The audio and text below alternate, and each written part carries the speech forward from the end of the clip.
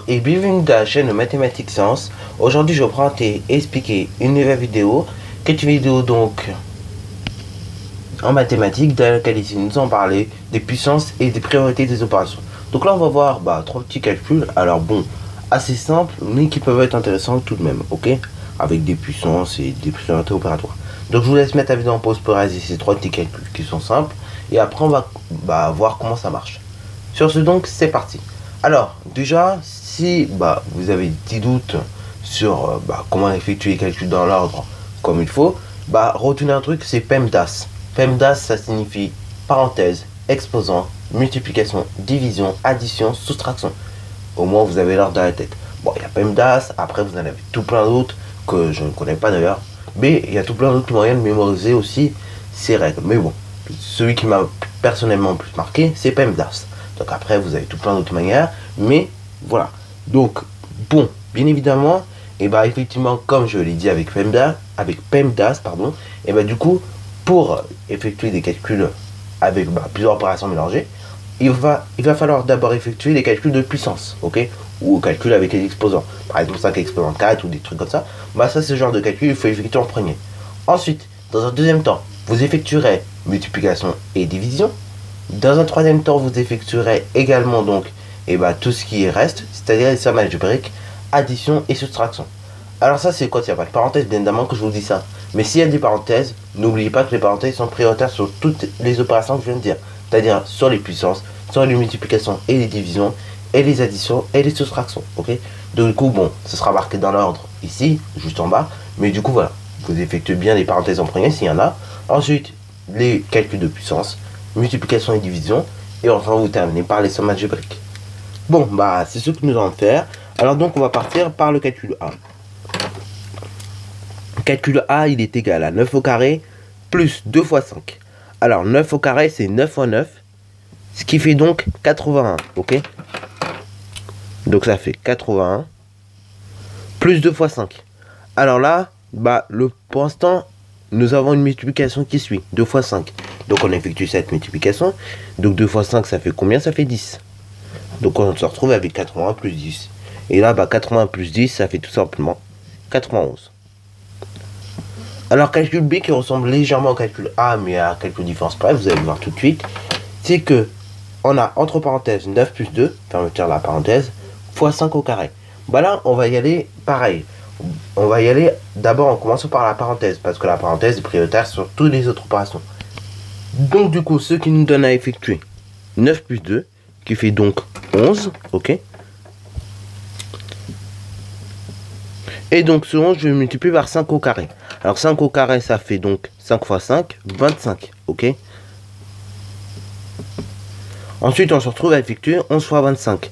Alors du coup, on peut retourner le produit, ce qui fait donc 25 fois 11, ok. Et du coup, 25 fois 11, si vous avez du mal à le faire, vous faites d'abord 25 fois 10, 250. Après, vous rajoutez 25, ça fait donc 275, ok. Donc là, calcul B est égal à 275.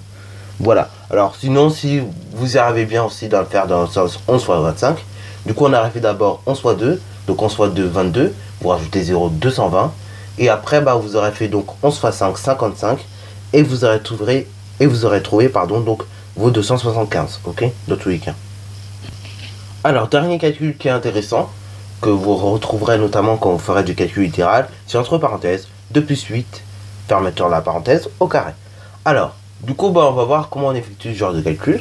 Alors, du coup, pour effectuer ce genre de calcul, ça va être simple. En gros, vous effectuez d'abord ce qu'il y a dans la parenthèse. Donc, 2 plus 8 qui fait donc 10. Ensuite, 10, vous allez tout simplement le mettre au carré. Ce qui fait donc 10 au carré, 10 fois 10, 100. Voilà. Donc là, vous voyez qu'on obtient 100. En réalité, quand vous ferez du calcul littéral, ce genre d'expression, vous pourrez traduire autrement. Donc je vous montre une manière que l'on pourra traduire ce genre d'expression. Alors là, bien évidemment, ça fait partie de ce qu'on appelle les identités remarquables en mathématiques.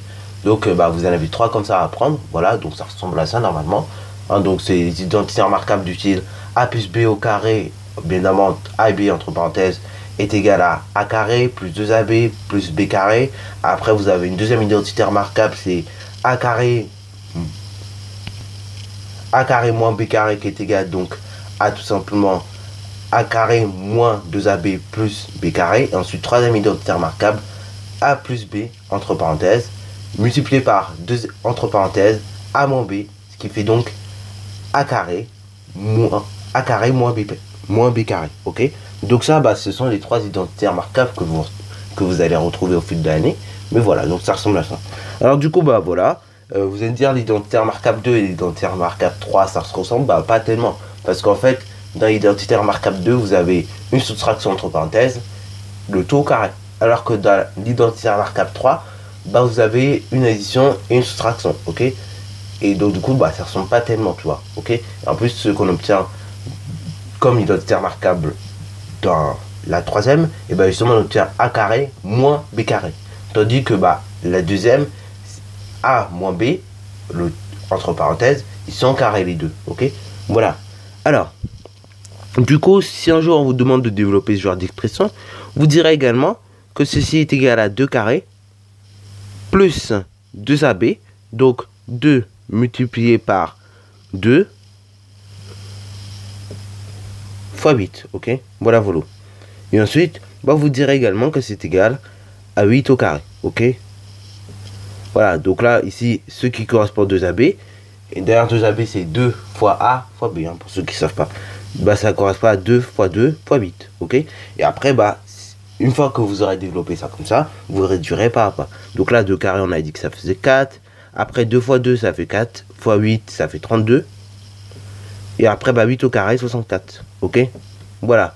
Et donc, du coup, 32 et 64, 96. 96 et 4, 100. Voilà, alors ça peut être une autre manière aussi d'effectuer le calcul, ok. Ça peut être intéressant aussi d'effectuer comme ça, quand on connaît bien les identités remarquables. Alors bon, je vous avoue, sur les chiffres, c'est pas ultra intéressant, mais sur des lettres, c'est très intéressant de savoir faire ça, parce que ça évite de passer par des choses extraordinaires, ok. Au moins, bah, vous faites les choses rapidement, ok. Voilà, sur ce, la vidéo est terminée. Donc si tu as bien aimé, n'hésite surtout pas à la liker, commenter et bonne chance à toi en mathématiques et en sciences.